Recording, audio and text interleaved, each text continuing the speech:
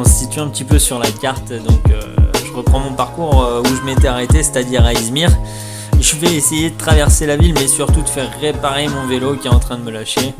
Puis après, je prendrai la direction de Selçuk pour aller visiter la cité d'Éphèse, avant de partir en direction de Pamukkale et sa fameuse cité de coton. Voilà, des paysages magnifiques à découvrir encore là-bas.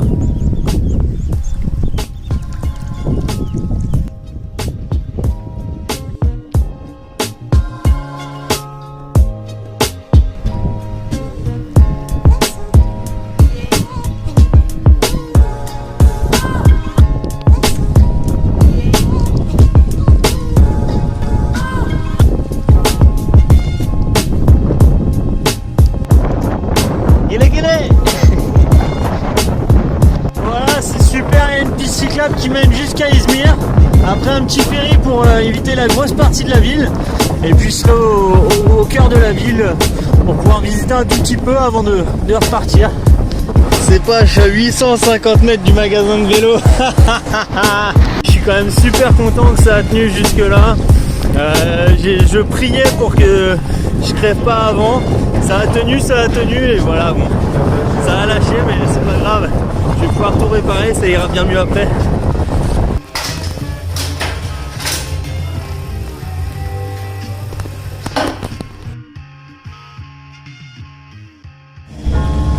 Et voilà comment je suis passé de l'autre côté. Le ferry, ça simplifie la vie quand même.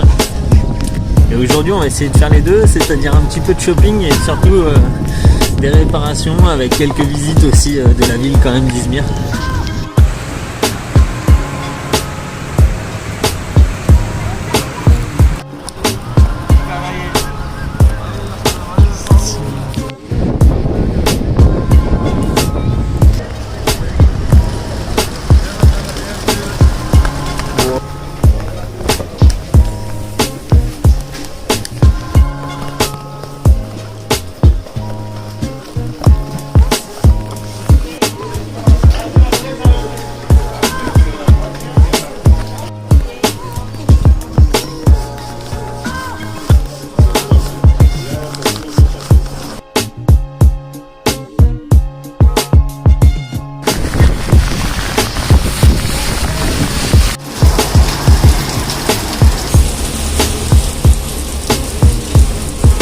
Ça là, comme il dirait le Bénou, c'est une cacahuète dans la bouche d'un ours. Hein.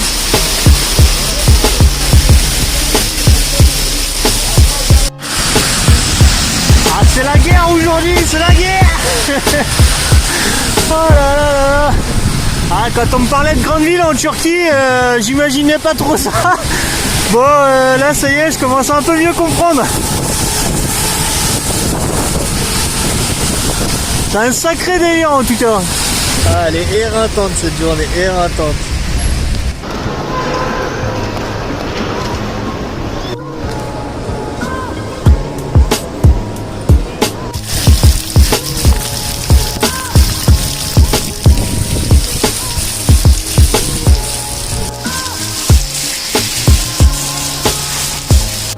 Ah, je devrais l'appeler une journée en enfer. Elle commençait bien, mais là c'est déluge sur déluge quoi. Ouais, et cette journée-là, elle aura, je serais passé par plein d'émotions. Au début, super content avec les flamants roses, la réparation du vélo, la découverte un petit peu d'Izmir quand même, avec le bazar, etc. Et puis très vite, c'est devenu, ça a tourné un peu à la catastrophe. Journée galère à devoir sortir de la ville, beaucoup de trafic, après les pluies torrentielles avec les orages, etc. Et là, terminer dans la nuit pour essayer de trouver un endroit, alors qu'avec des champs, enfin, compliqué un petit peu.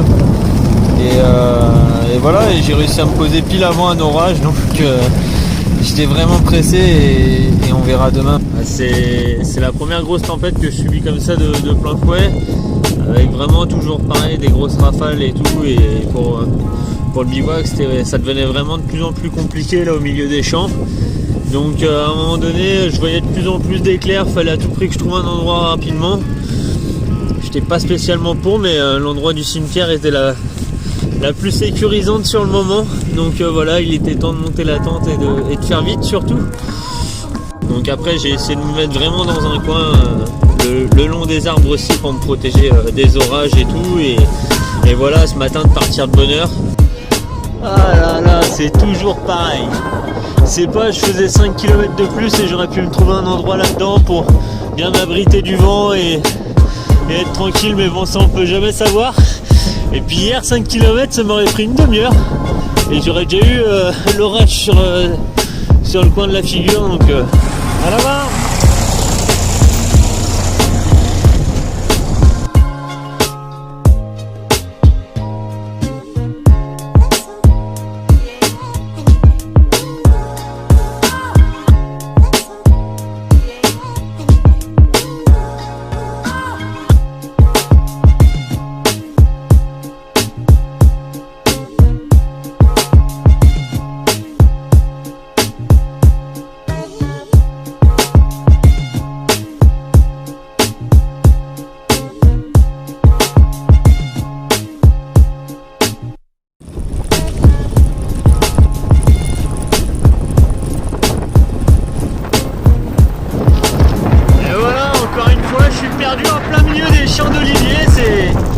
C'est superbe, magnifique.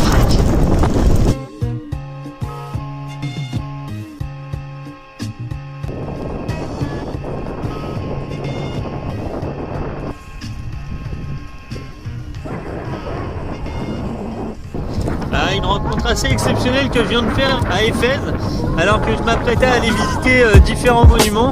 Il y a quelqu'un qui m'a interpellé au début pour que je garde mon vélo à l'intérieur de sa boutique qui est en construction là, actuellement. Et puis voilà, je lui expliquais que je voulais voir les monuments et puis il me dit non mais j'aimerais bien que tu me répares mon pneu, j'ai un problème, je suis sûr que tu as tout le matériel pour. Je fais bon bah y a pas de souci, donc je me retrouve à l'aider pour réparer le pneu, lui il me paye le café, on parle pas mal. Et puis au final on a passé 45 minutes dessus parce que c'était près de la valve, impossible à réparer. Donc il m'a repayé un deuxième café, il se sentait tellement gêné qu'il m'a offert aussi un bouquin de sa boutique sur tous les monuments d'Éphèse, aussi des tirages photos de chez Kodak des monuments. Enfin voilà, vraiment très sympa et j'étais vraiment déçu pour lui de ne pas avoir pu l'aider, mais c'est comme ça. En tout cas une superbe rencontre ici en Turquie. Éphèse, ancienne cité grecque fondée vers 1000 avant notre ère, située dans l'actuelle Turquie, c'est un véritable joyau de l'Antiquité. Elle fut l'une des villes les plus puissantes de l'époque romaine. Non, je suis obligé de vous faire un petit cours d'histoire pour vous expliquer un petit peu tout ce site archéologique. Mais petite parenthèse, je vais mettre un lien dans la description qui permet d'aller sur une autre vidéo qui a été filmée avec un drone et ça permet de prendre une hauteur sur tout ce site archéologique pour en découvrir la beauté. Moi, c'était impossible de le faire décoller malheureusement. Donc voilà, je vous mets le lien en description, n'hésitez pas à aller dessus pour profiter de cette belle vidéo. Là, je me retrouve en haut du petit Odéon, c'est un petit théâtre de 1500 places qui est construit en 150.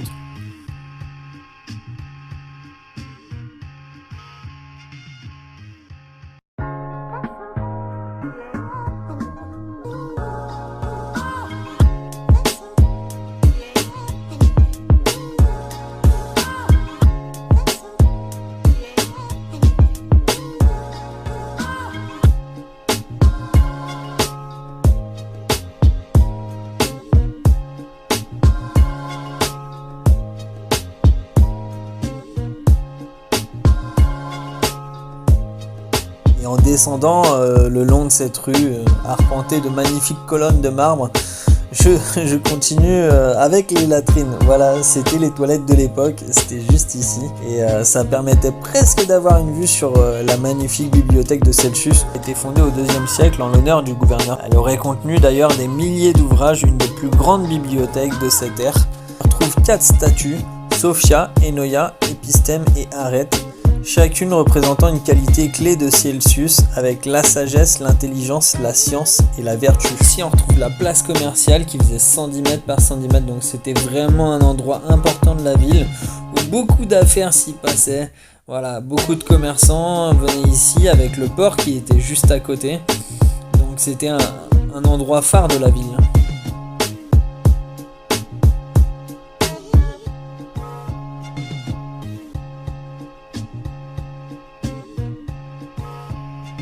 Et qu'est-ce qui se situe justement à côté du marché la plupart du temps? Le port. Et il se situait juste au bout de cette grande allée en marbre avec ses magnifiques colonnes. Voilà, depuis l'eau elle s'est retirée et c'est pour ça d'ailleurs que la ville a connu un grand déclin après ça.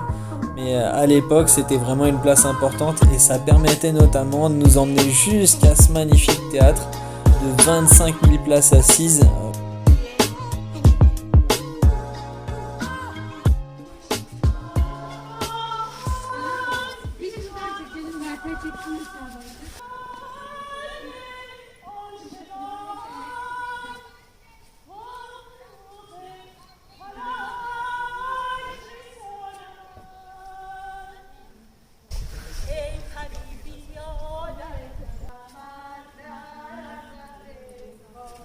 C'est ici qu'on retrouvait les plus grands combats de gladiateurs et ils étaient considérés comme des héros ici à Éphèse.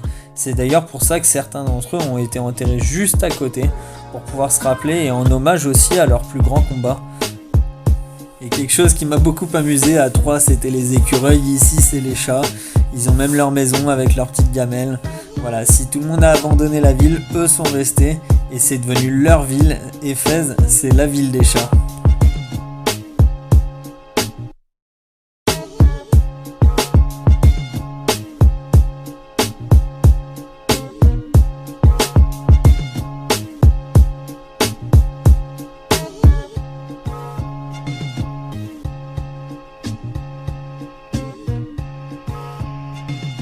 Après une super belle visite, il est temps d'aller se grimper tout ça et puis se prendre une petite pause demain tranquillement quoi, pendant la tempête.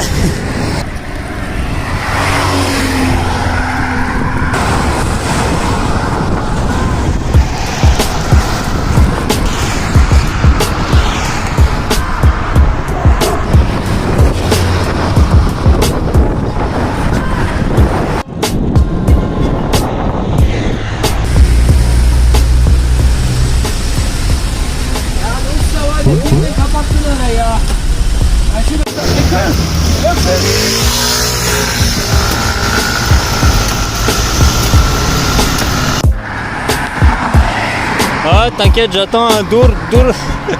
Allez.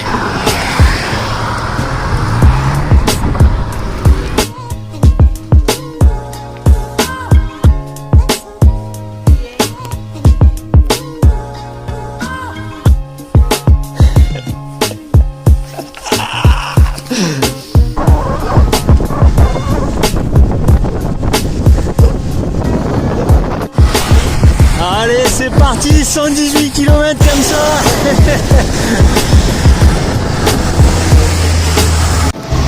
Et voilà, les deux roues, on peut aussi rouler en sens inverse. Les 3x3 voies, c'est vraiment pas mal.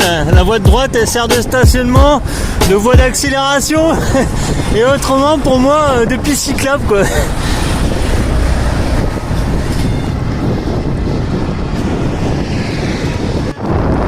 Pour me motiver, quand je suis le long d'une grande route comme ça, je me mets un petit peu en mode contrôle à montre, j'essaie de tenir un gros rythme et là j'envoie assez fort de 2h50 km, donc à peu près du 25 de moyenne.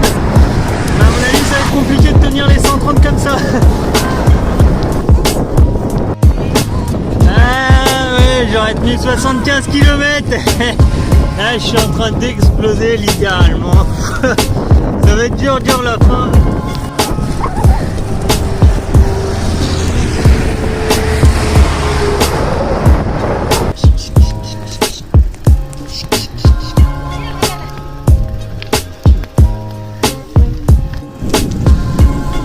Allez, encore 13 km. Et si je regarde sur le plan, Pamukkale, ce serait là-bas, à la base de l'arc-en-ciel.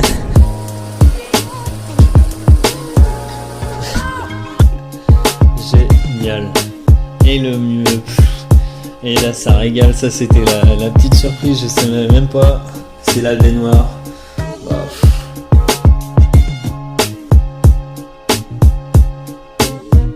Il y a personne de chez personne, quoi. Wow.